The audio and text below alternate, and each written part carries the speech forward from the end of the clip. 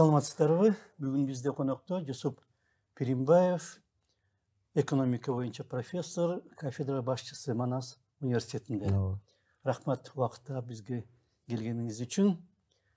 Экономикада кандай абал болуп атат Кыргызстанда? Ансыз деле жакшы көтөрө албай, экономика жагын жакшы жөнгө сала албай атты эле. Анын үстүнө мына пандемия болуп, андан кийин мына согуштар чыгып атат, аябай бүткүл дүйнөгө таасир тийгизип атат ушул акыркы окуялар. Эмне болот Кыргызстанда? Өзү негизи ушул күндөрү азыр эми мени ошо чакырып экономика менен кызыкканыңар үчүн силерге да рахмат айтам.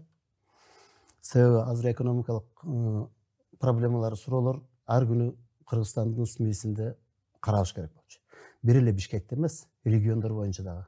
Ошто эмне болуп атат, Жалал Абадта эмне болуп атат, Ысык көлдө эмне болуп атат, Таласта эмне болуп атат деп бул нерселерди биз анализ жасап отура турган мезгил келди. Себеби бүгүнкү күндө дүйнө жүзү кризисте турат. Аябай. Кризистин дагы бул башталышы эмес. Кризистин жаңыдан кыймылдап келаткан дагысы. Анын эмеси кандай болору дагы белгисиз. Себеби муну айтып атканымдын себеби мурунку экономикалык көз караштар баягы тынч туруп, стабилдий тургандагы көз караштар өзгөрдү. Ал экономикалык теориянын өзүнө таасирин берип атат азыр. Себеби экономикалык теориялар иштебей калды. Бузулуп атат. Муну бузулганына ар түрдүү нерсе себеп болуп атат. Көбүнчө ачыгын айтканда дүйнөдөгү ушул кризистин состоянияны саясатчылар алып келди. Бул негизи мамлекеттүүлүктүн мындай өзүнчө өнүгүүнүн тескери жолу. Себеби саясатчылар анын ичине кийлигишкенге, экономикага кийлигишкенге акысы жок өзү негизи. Алар жалпы саясат жүргүзүш керек. Бирок тилекке каршы ошого алып келип атат да. Ошонун негизинде баягы чоң мамлекеттер кармашканда баягы кагылышта кан өлөт болуп, кыргыздардын айткан сөзүндө ортодо кичинекей мамлекеттердин, кичинекей элдердин тагдыры өтө оор абалга келип калды. Мына ушундай моментте бизде Кыргызстанда дагы өзүбүздүн активдүүлүгүбүздү ашырып, экономикага кандай кылып көңүл бурабыз деп, ар бир тармакты өзүнчө алып анализ жасап, азыр дагы жакшы жаз мезгили, күзгө чейин дагы убакыт бар. Ошонун ортосунда эмне кылабыз деп, кантип өнөр жайыбызды көтөрөбүз деген сөздөрдү ачык айтып башташыбыз керек да. Бул бүгүнкү күндө керектүү нерсе. Буга өкмөт дагы, президент дагы бардыгы мындай көңүл бура турган нерсе болуп атат. Себеп дегенде айтып атканым мындай болуп атат да, алдын ала айтыш өтө кыйындап кетти. Муну биринчи жолу жана пандемия көрсөтүп койду да. Өзүңөр көрүп атасыңар, өнүккөн мамлекеттер биринчи вакциналар чыгарышты. Анан ошону бөлүшүп атканда сатып алган өлкөнүн дарысын башка өлкө самолетун токтотуп тартып алып атпайбы? Болгон да. Бул деген экономикалык кылмыш болуп эсептелет. Андан башка баягы бир мамлекет баягы иштетип алган вакцинасын экинчи мамлекетке сатпайм деген бул эмне деген нерсе бул? Бул эч кандай саясатка таасир бербей турган чисти экономикалык жана жашоонун, турмуштун стабилдүүлүгүн камап тура турган нерсе. ООНдун эмеси да ошондой, принциби да ошондой. Бирок ушунун баарын бузуп атышат да. Бузуп атат. Андан башка ошол вакцина жетпей атканда биринин вакцинасын бириси критикалап, мунуку жаман, тигиники жаман деп регистрация жасабай. Бул жерден эмне чыгып атат? Эл аралык уюмдардын ролу нөлгө айланып барат. Мисалы ошол эле жана бүткүл дүйнөлүк саламаттык сактоо уюму өзүнүн ролун жоготту. Себеби ошолор укпай атышат. Укпай аткан себеби бар. Себеби алар эч качан муну менен заниматься этишкен эмес. Иш ошондо болот. Ошон үчүн ар бир өлкө өзүнүн күчүнө жараша, башкасына жараша кийлигишип атат да ичине. Анан ошол келди. Бул бир башаламандыкты жаратып жиберди. Башаламандык жаратып жибергенин себеби ошол мезгилде логистиканын баары бузулду да. Тамак жетпей калды көп жерде. Келип аткан агымдардын баардыгы бузулуп кетти. Анан ошонун мезгилинде биз да кыйналдык да. Бизде дагы жакшы баягы кичине элдин пейили түзүк экен, кичине чыдадык. Анан дагы эмете берсе, эл дагы кыйналып кетет да. Анан экинчиден азыркы мына эмен мезгилинде, Украина менен Россиянын кармашуу мезгилинде санкция деген беле чыкты. Мындайынан алып караганда, адилеттүүлүк жагынан алып караганда, эмне себептен бир тарап эле санкция коюш керек бардыгына? Тигилер деле жарыялап атат. Жо, тигилер жайырлаган мындай болуп атат да. Бир эле мамлекет жасап атат. Бул экономикада болбогон нерсе, буга чейин тарыхта болбогон нерсе. Бир эле өлкө бардыгына санкция жасап атат. Америка Кошмо Штаты Россияга санкция жасап атат. Жасасын, макул, Украинаны колдоп жасасын дейли. Кытайга эмне себептен санкция жасап атат? Тайванды шылтоо кылып атат. Бу Синьцзянды шылтоо кылып атат. Чын эле Синьцзянда бир топ жанагыдай лагерлер пайда болуп. Мен мисалы барып келдим, айланан сурадым, ошолордун өзүнөн сурадым да. Ой, бул лагер пайда болду деп атат го, эми бир эле тууганбыз го биз деле. Барбы десем күлөт ошо жердегилер мага. Мүмкүн билбейт. Кантип билбейт. Жок дегенде түрмөсүн көрсөтсө болот эле, могу жер лагер десем мен айтат элем да, бул түрмөгө деп. Жо бирок чыгып атпайбы макалалар, келгендер бар, ал жактан келгендер бар. Макалалар чыга берет да, макалалар толуп атпайбы. Мисалы макаланы карап отурсак, ошол эле жерде азыр мына Украина менен Россиянын ортосунда кандай макалалар чыгып атат. Значит, ар бир баягы өзүн адам катары көргөн киши өзү анализ жасаш керек да. Кимиси кандай? Ага биз кийлигишкенге акыбызда жок. Алардын өкөсүнүн ортосундагы чырды өкөсү чечет. Кандай болгон күндө дагы. Бул жөнүндө мен бир нерсени айтып коеюн, баягы илгери Индия менен Пакистандын согушу чыкканда билесиңер да. Көп жолу болгон. Ошо мезгилде Хрущевдун мезгилинде чыкканда. Хрущевко суроо беришет. Кашмир кимге таандык деп. Таандык десе. Ал айтат, конечно, Индияга деп. Согуш ортодо чыгып кетпеди. Индия сразу армиясын киргизди. А Пакистан айтат, бул жер иттер эмне болчу деп. Согуш ошондон чыкты да. Ошон үчүн кийлигишкен туура эмес бул нерселерге. Кашмирде Индия менен Пакистан пайда болгондо 40 дүйнөлүк согуштан кийин экинчи. Азырынча Индияда болсун, бирок кийин ошо Кашмирде референдум өткөрөбүз деген. Индия өткөрбөй койду. Бирок ошол эле нерсени 45-жылы победа болуп атканда Сталинге суроо берген ошол эле журналист, американский журналист. Кашмир кимге таандык деп. Ошондо Сталин ойлонуп туруп айткан, сен башың оорутпа, мен да башымды оорутпайын. Эки өлкөнүн башчылары бар. Өзлөрүнчө сүйлөшсүн деп. Муну ошону айтат дипломатия деп. Мисалы да, мен муну айтып аткан себебим эмне? Ошонун айынан жана санкция чыкканда, эми кызыгы мындай болуп атат да. Кантип мен айта алам Америкага санкция жасабай атат деп. Себеби орустарга жасаган санкциянын таасири мага да тийип атат. Кыргызстанга да тийип атат. Өздөрүнө да тийип атат. Өздөрүнө да тийип атат. Кытайга да тийип атат. А Кытайдыкы да бизге тийип атат. Значит, баягы азыркы мезгилде экономикалык жактан алганда, экономикалык моундай кармашкан нерседен бир дагы өлкө сыртта калбайт. Демек экономикалык мамиленин өзүн оңдош керек. Ошону оңдош үчүн ар бир мамлекеттин ичинде жана мамлекеттүүлүктү түптөгөнгө аракет кылып атышат. Мисалы пандемиянын биринчи койгон маселеси ушул болчу. Мамлекеттикти түптөгөн мамлекеттерде эң чоң кырсыктар ушуларда болду. Мамлекети бар, мамлекет түптөлгөн мамлекеттерде оңой өтүп кетти. Анчалык болгон жок. Демек ал жактан суроо келип атат да. Демек мамлекетти ойлонушубуз керек. Мамлекеттин баягы каражатын ойлонушубуз керек. Кантип бир ушундай болгон мезгилде бир запастарды түзүп коюшубуз керек деген ойлор чыгып атат да азыркы бүгүнкү күндө. Ошон үчүн бүгүнкү күндө биз өзүбүздүн наркы сырткы эмелерибизди коюп, баягы амбицияларыбызды коюп, дүйнөдөгү болуп аткан окуялардагы амбицияны коюп, ички экономикабыз менен алек болушубуз керек. Ооба. Себеби алек болбогон себеби Кыргызстанда дагы азыр да сөздөр көбөйүп атат. Өкмөт эч нерсе кылбай атат. Тиги анча-мынча бирөөсүн камап, бирөөсүн бошотуп атат. Анан дагы бирөө уурдалганда акчасын берип кутулуп атат деген сөздөр чыгып атат. Буларды ачыктабасак, бул жаман нерсеге алып келет. А эгерде жанагындай туруксуздук алып келген мезгилде бул сөзсүз түрдө дагы революцияга алып келет. Шылтоо кылып берет. Шылтоо кылып берет.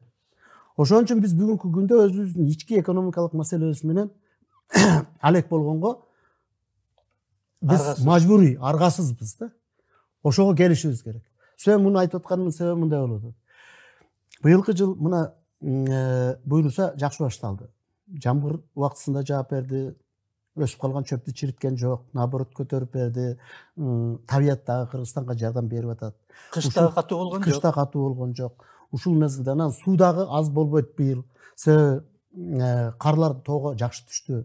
Кыш аз жумшак болгону менен өрөөндөрдө. Анан ушул мезгилде биз азыр ойлоно турган нерсе ошонун эмесин пайдаланып, таасирин пайдаланып. Кантип өзүбүздүн структураларга кийлигише алабыз бүгүнкү күндө.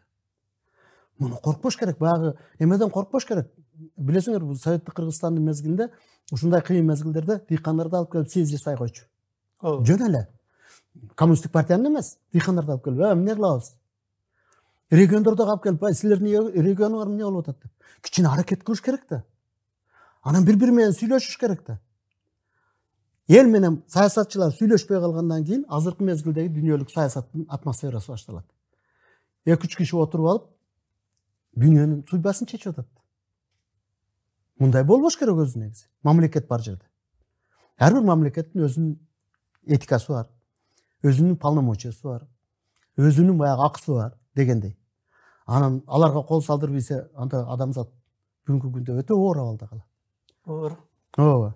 Анан ушул жагына келгенде бизде дагы бир нерсе бар да, мына могу эң жакшы нерселердин бири экономиканы баягы болбой атат деген болбойт. Жасап атышат. Мисалы Ошто азыр эмени чыгарып атышат, жана электромобилди. Уже сборка кылып атышат.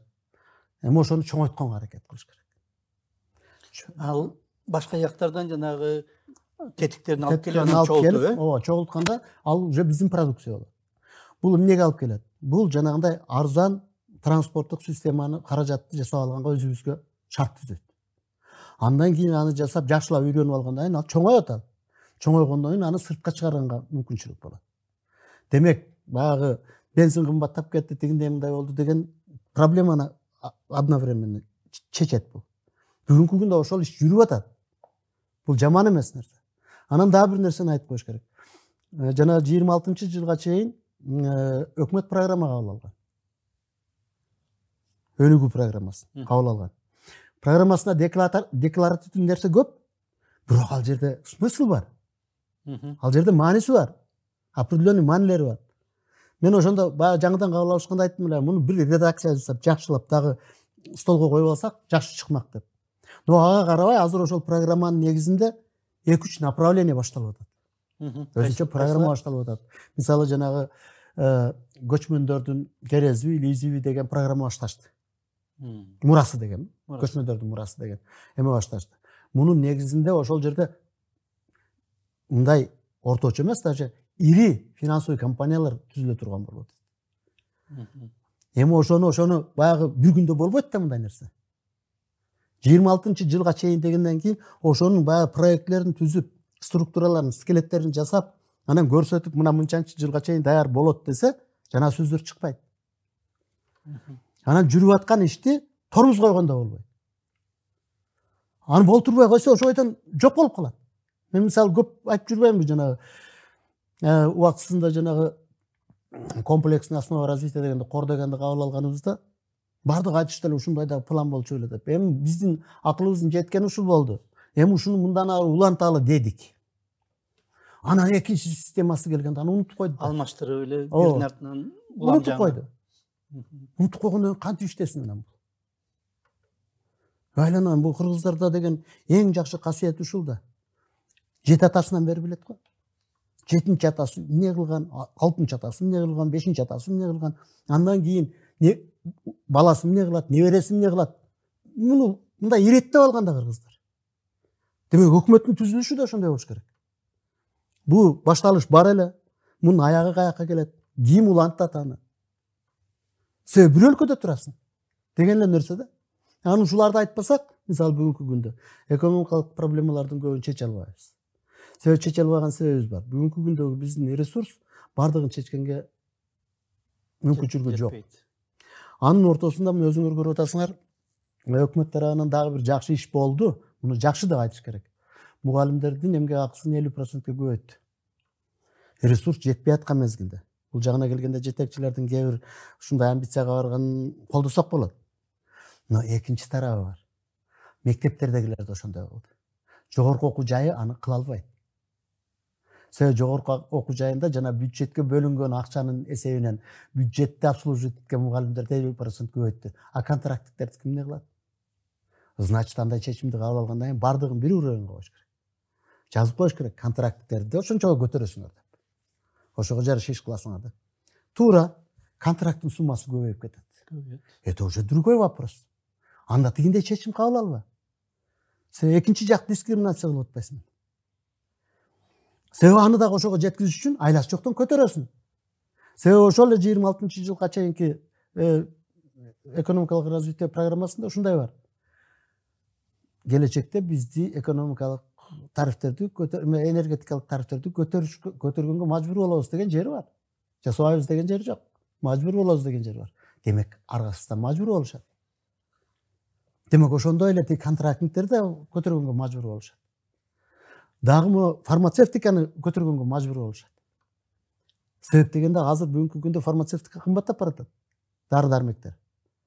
Анан сырттан алып аткандан кийин, өзүңдө жок болуп аткандан кийин алар сага бекер бербейт да. Өзүбүздө эмне өндүрүлүп атат? Жанагы электромобилдер пайда болуп атат, э? Азык-түлүк менен канча пайызга өзүбүз камсыздай алабыз? Бүгүнкү күндө мындай эмес менен ирети менен алып карасак, негизги нерселерди алып карасак, бизде нан, эң главный нан дем. Тамактардын эң главный нан. Нанды мисалы өзүбүздү камсыз кылганга болгону бул Карыпбек Асанович деген биздин министр сельского хозяйства. Ошонун эсеби боюнча, ал киши жакшы билчү. Ошонун эсеби боюнча 200 000 гектар жерге буудай айдасак, биздин керектөөбүздү жабат. Бизди жылына ошончо гектар жер айдалбай калып атпайбы? Демек айдаш керек. Анан кантты өстүргөндө. Кантты мисалы биз колдонуп аткан бүгүнкү күндө 1 жылдык керектөөбүз 1 жыл мурун 169 000 тонна эле. Ладно, 180 000 тонна деп коёнчу. 180 000 тонна болсо, муну өндүргөнгө күчүбүз жетип калды. Биз былтыр биринчи жолу 169 000 кантты өндүрдүк. Андагы айтып коюш керек. Иштеп атабы? Иштеп атат, ооба. Анан быйылкы мисалы отургузганда ошону эсептеп алсак, бизде өзүбүздү канааттандырганга кант да жетет. Демек, эки тамагаш барбы? Кала берсин да. Экспорттолат эми азыр ага күчүбүз жетпейт. Жок дегенде өзүбүздү канааттандырарлык нерсе. Себеби биз өзүбүздү жанагындай ток кармап туруш үчүн деп атам да. Анан эт жагына келгенде. Эт жагына келгенде мына бүгүнкү чыгарылып аткан эттин жалпы саны 300 000 тоннага чейин деп атышат азыр. Эми ал жанагы убойный эмес, тирүү веси менен алып атышат да. Малдын санын алып туруп. Эгерде 300 000 тонна боло турган болсо, эттен дагы биз мисалы эмебиз болбойт. Мындай дефицит, тартыштык болбойт. Болбогонун себеби бар. Биринчиден, биз чөчкө өндүрө албайбыз, бирок чөчкө жебейбиз. Айтып коюш керек да, сөзсүз түрдө. Экспортко? Экспортко чыгарсак, ошону ойлонуш керек да. Бул жерде аны мындай көрбөш керек баягы. Капырлардын тамагы экен, паланча түкүнчө деп. Анын эти кымбат турат. А биздин тегерегибиздин баары чөчкө жейт. Кытайлар да чөчкө жейт, орустар да чөчкө жейт. Эки чоң бездонный базар бар. Значит, культивировать этишибиз керек мында. Ойлонушубуз керек. Значит, биздин ички канааттандырарлык нерсебиз бүгүнкү күндө мындай көп деле мындай психологический состояниеде эмеспиз да, коркунучтуу психологический состояниеде эмеспиз. Анан сүт тарабына келсек, сүт тарабына биз өзүбүздү толук кандуу эмес, Казакстанга кошо эметип атабыз. Сүт өткөзүп атабыз азыр бүгүнкү күндө. Сүт продуктларын. Ошондой эле түштүктө сүт продуктларын Өзбекстанга өткөзүп атышат. Бул жаман эмес. Мисалы ошол эле жанагы жемиш, жашылча жемишти биз түштүктө баткендиктер Тажикстанга өткөзүп атат. Өзүнүн ички эмебизге да, канатыбызга да алып келип атат. Бирок ушул жерде дагы жанагындай жөнгө салуу керек да. Кайсы продукцияларды бизге өзүбүзгө баягы толук кандуу жеткизишибиз керек. Мисалы, ошонун ичинде биз эмнени көбүрөөк жейбиз? Пиязды көбүрөөк жейбизби, сабизди көбүрөөк жейбизби, помидорду көбүрөөк жейбизби, баклажанды көбүрөөк. Ошонун керектүүсүн кармап баягы жанагындай паника состоянияга келтирбеш үчүн. Ошону көрсөтүп, мына могу тамак турат.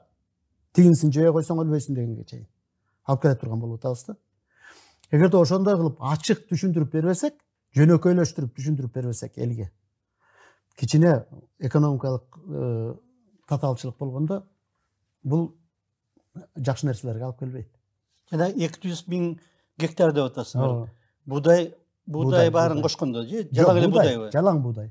А канча жалаң буудай канча гектарга? Ошондо азыркы бүгүнкү күндө канча гектарга эгилип атканын мен билбейм, андай да маалыматым жок. Бизге өзү бир жылына нан жеш үчүн 1 200 000 тонна буудай керек. Ошонун урожайнысын эсептегенде, жана түшүмдүүлүгүн эсептегенде Кыргызстанда орточосун эсептегенде 200 000 гектар жерде ошону өндүрсөк болот экен. Бирок башка тарабы бар. Казакстанда излишка бар. Ашыкча өндүрүлгөн будай бар. Эгерде биз ошол эле 200 000 гектарды башка нерсени колдонуп, дагы баасы кошумча наркы жогору нерсени өстүрсөк ошол жерге, анда аны кыйналып отурбай эле Казакстандан алсак болот. Себеби Казакстан баары сатат. Бизге болбосо башкаларга сатат. Демек ошону эле кайра компенсация кылсак болот. Ушул жагына караш керек болуп атат. А жанагы эмесичи, клейковинасы жетпейт экен деген. Клейковинасы жетпегенде мындай да. Андар ар түрдүү болуп атпайбы? Мисалы, ошол эле Казакстанда чыгып аткан ун менен Россиядагы чыгып аткан ундардын айырмасы бар. Аны клейковинасын курсак сурабайт да. Ошого жараша курсакка жарай турган нанды өстүрсө, азыркы бүгүнкү күндө табиятта өскөн будайдын клейковинасы начарбы, клейковинасы көппү, ден соолукка зыян эмес. Бизди ошонусу кызыктырат. Экономикалык жактан. Неге? Себеби адам ток болуш керек. Анан биз баягы ошолорду эптештирип алсак, анан чыгабыз сапат жагына. Клейковинасын көбөйтөлү, тигиндей мындай ан үчүн селекционный базаларды түзөлү деп жасаса болот да мунун баардыгы акындык менен. Канчалык биз жаңы структураларды түзгөн сайын ошончолук экономика байый баштайт. Байый баштайт. Ошончолук салык базасы өсө баштайт. Значит, ошолорду түзүшүбүз керек кайра. Сен мунун баары бар болчу да. Өзүбүз жок кылып алдык. Бар нерсени. Ошол мезгилде тажрыйбасы бар кишилер дагы эле бар да. Аларды эч ким азыр эстебей да калды окшойт. Эстебей калган ошол жаман болуп атат да. Мына экономикалык жанагы сабатсыздык, экономикалык могу баланстын бузулганы дегенибиздин себеби ушунда да. Депутаттардын көтөргөнү пенсияны төлөй албай калабыз, анан пенсионерлердин жашын көбөйтөлү дейт. Хорошо. Көбөйтсүн. Анда ошо пенсионерлерди иштен кууп алабы кылат. Пенсионный возрастка жетип калган. Интересно, ага пенсия төлөбөз, жашың мынча болсун деп. Ал эмне обязательно пенсиясына чейин өлүш керекпи? Ушундай логикаларды токтотуш керек да. Себеби буга чоң өлкөлөр айласында мажбурий барып атат. Баардык жерде көтөрүп атат. Орустарда көрүп атасың, 70 жашка чейин эмеде жана тажрыйбасы бар кишилер иштей берсин деп. Тийишпегиле деп атат. Кытайда көтөрүп атат. Себеби элди багыш керек да. Эгерде сен пенсия төлөгүң келбесе, пенсиялардын өзүн иштеп, тийишпей ага. Ошончолук иштеп берсин, өзүн өзү багат ал. Деген эле сөз. Ошон үчүн жанагындай экономикалык жактан балансты караганда баардыгы бири-бирине баланс деп туруш керек да. Анан дагы бир тарабы бар. Бизде азыр бүгүнкү күндө ошол эле эмеден өнөр жайынын ичинде жеңил өнөр жайыбыз. Жаман эмес бүгүнкү күндө. Биз аны дагы алдыга жылдырышыбыз керек. Азыр биздин ошол жеңил өнөр жайында биз жанагы сырттан келген сырьё менен иштеп атабыз. Ошонун ички компенсациясын жасаганга мүмкүнчүлүгүбүз бар. Түштүктө. Жылына 60 000 тоннадан пакталып атышат. Демек ошонун өзүнөн кездеме жаса да уже. Карап отура бербей. Мурун фабрикаларың бар эмес беле? Алардын баары кайра баруу азыр барбы жокпу? Бар. Иштетсе болот. Иштетсе болот. Эмнеге болбосун? Мына бизде Советтер Союзунда жалгыз жибек фабрикасы бар болчу. Кыргызстанда. Ошол жибек фабрикасы иштебейт го. Базар. Базар болуп кетти. Ооба. Анын баары жок болуп кеткен да. Ошол жибек базардын жоголгонунан Өзбекстанда ошо көз карандысы болгондон кийин 2 жибек заводу салынды. Ойлонуш керек да. А мурун ошол өзбектердин тытой сырьёсу бизге келчү. Даже Тажикстан бизге алып келчү. Жибек бизден чыкчу. Демек ушул жактарын караш керек да. Болгон мүмкүнчүлүктөрдүн баарын караш керек. Анан бүгүнкү күндө дагы бир мындай болуп атат да, жанагы өзгөчө экономиканы айтканда киреше жөнүндө сөз көбүрөөк болуп атат да элдин ичинде. Киреше кантип жашайбыз? Ушинтип эле баа көтөрүлсө биз деле отура беребизби дегенде. Ушул жагына келгенде дагы мондай бир экономикалык акыл эстүүлүк иш кылышыбыз керек. Биринчиден эң уязвимый кишилер кимдер? Элдин ичинде. Уязвимый. Биринчи айылда жашап аткандар. Демек өзүнүн механизмин ойлонуш керек аларды колдоонун. Экинчиси бюджетте тургандар. Булардын көбү азыр пара менен жашап калган. Башка да көтү жок. Анан биз айтабыз, бул коррупция көбөйүп атат. Жок болсо эмне кылсын? Алар бала чакасын багыш керекпи? же вообще өкмөт иштебей отуруп калыш керек. Значит, анын механизмин ойлоп табышыбыз керек. Анан үчүнчү тарабы бул билим системасы менен ден соолук системасы. Булардын башка доходу жок да.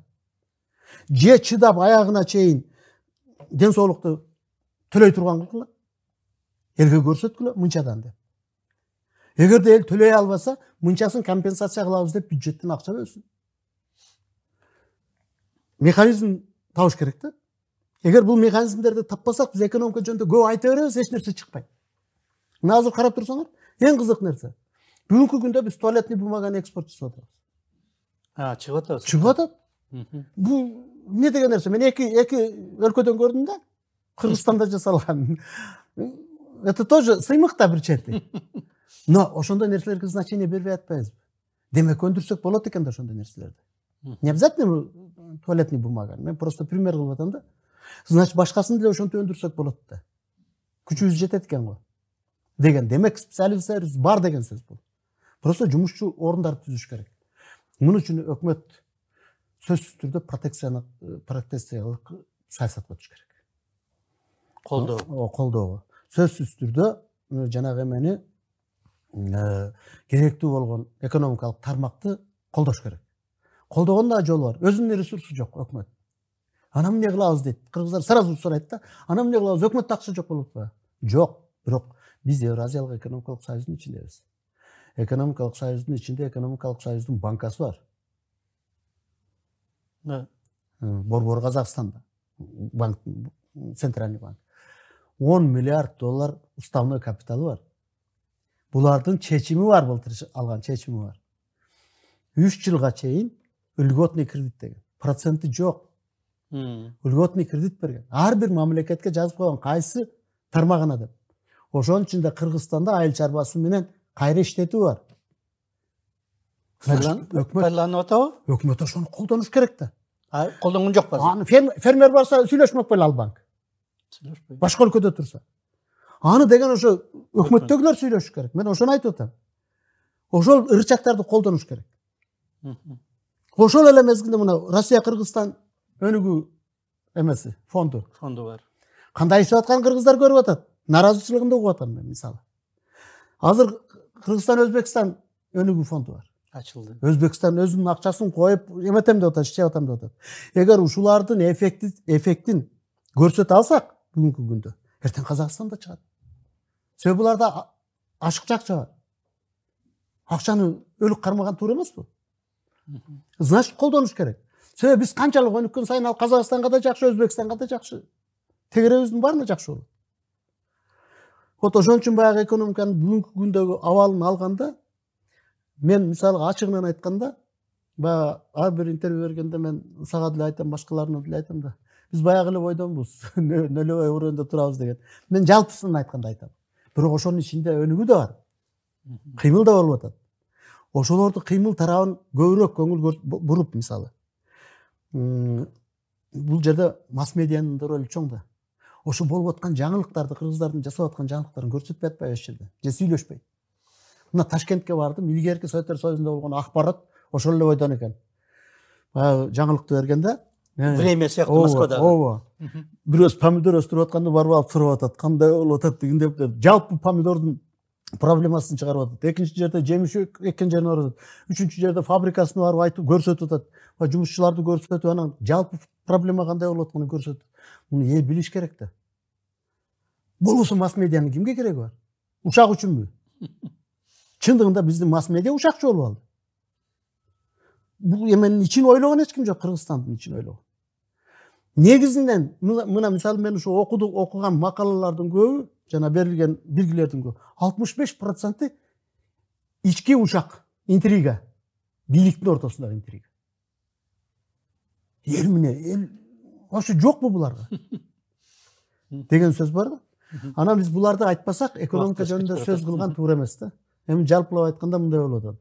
Азыр эми биз баягы үстөртөн өттүк го, бирок мен жөнөкөйлөштүрүп айтып атам да. Эгерде биз ошону чогултуп келип туруп бир мындай аккумулятивный бир кыймылга кирбесек, максаттуу бир кыймылга кирбесек болбой калды. Анан дагы бир нерсени айтып коеюн. Каалайбызбы, каалабайбызбы, аргасыздан өкмөттү дагы президентти дагы пландоо жолуна түртүшүбүз керек болуп атат азыр. Пландоо баягы госпландын планы эмес. Көрсөт планыңды. 1 жылда эмне болобуз, 2 жылда эмне болобуз, 3 жылда эмне болобуз. Программа эмес, план, конкреттүү нерселер менен көрсөтүш керек. Анан ошондо жанагы сен айткан максаттуу пландоону киргизишибиз керек. Максаттуу, эмнени каалайбыз, качан каалайбыз дегенди киргизишибиз керек да. Мына бүгүнкү күндө бир нерсени айтып коеюн. Казакстан өтө катуу талаш тартыш жүрүп атат ичинде. Жанагы атомный электростанция курабыз десе, казактардын көбү, эл деген эл да, көбү айтып атат, ой бул болбойт, тигиндей мындай болбойт. Казактын бирөөсү да билбейт. Казактар уранды өндүрүү боюнча дүйнөдө биринчи турат азыр. Демек сырье сөзүндө. Аны эмне себептен курбаш керек? Эмне себептен аны чийки сатыш керек? Дүйнөдө бурулуп атат ошол жакта. Ооба. Тем более биринчи орунда деп атпаймынбы? Анан ошол эле мезгилде Кыргызстан эмнеге кура албайт аны? Себеби Кыргызстандын ураны бар. Өндүрүп атышат дагы эле. Кара-Балтада переработка жасап атпайбы? Уран бар да. Ну, каяктан келип атат? Казакстандан келет. Казакстандан келет, бизден да барат. Орновка тараптан барат. Жаап салбадыбы жанагы Кызыл Омпол деген жерде? Ну, жаап койгон менен дагы колдонуп аткан жерлери бар да. Колдонуп аткан жерлери бар. Бирок бул жерде бизге мындай болуп атат да. Сырье бизге жакын Казакстанда, ну бизде болбосун. Арзан болмок. Арзан болмок. Анан ал энергия арзан болгондон кийин биз аны сыртка да чыгарабыз да. Мына энергетический кризисти биринчи жолу Кытай быйыл башынан өткөздү. Өзгөчө көмүр боюнча. Көп шаарлар электричествосу жок калды да. Демек, кошуналарга да жардам беришибиз керекпи? Вот ошон үчүн баягы экономиканы жалпылап айтканда аккумулятивдүү күчкө киргизишибиз керек болуп атат. Ошон үчүн жанагы сен подсказывать эткен максаттуу дегенди пландоону кошуш керек да. Максаттуу пландоо өтпөсөк азыр бүгүнкү күндө. Себеби кийинки жылкы прогноздор экономикага жакшы болбой атат. Дүйнөлүк тамак аш менен камсыздык боюнча организацияны карап чыктым. Тиги дүйнөлүк жанагы ошо айыл чарба продукциясын саткан биржаларды карап туруп чыктым. Кийинки жыл өтө катуу жыл болот. Ошон үчүн биз даяр болушубуз керек. Даяр болушубуз керек. Рахмат. Сизге бизде конокто Жусуп Пиримбаев болду, профессор жана Манас университетиндеги кафедра башчысы. Рахмат сизге. Сизге да рахмат. Саламат болуңуздар.